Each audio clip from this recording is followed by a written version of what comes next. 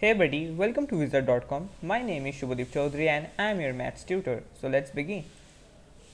According to the question, we have to find which of the following is a possible number of diagonals of a convex polygon. So for a convex polygon, for a convex polygon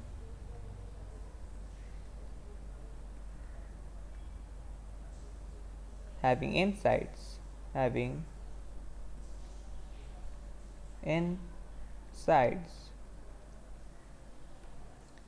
number of diagonals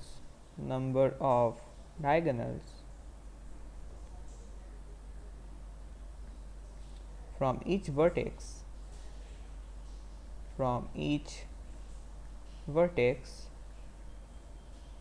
will be equals n minus 3.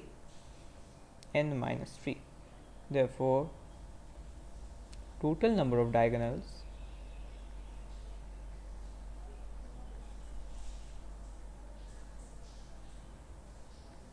will be equals n multiplied by n minus 3 upon 2.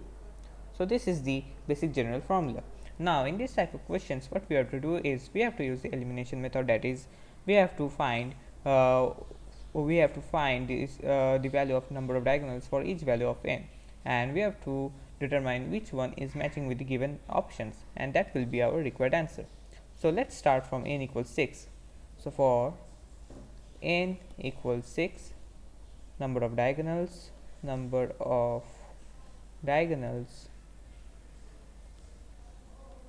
will be equal 6 multiplied by 6 minus 3, that is 3 upon 2. So 6 multiplied by 3 upon 2, so 2 will cancel out 6 and will produce 3, so we have 9. As we can see that there is no 9 in the given options, so it will be not the required answer.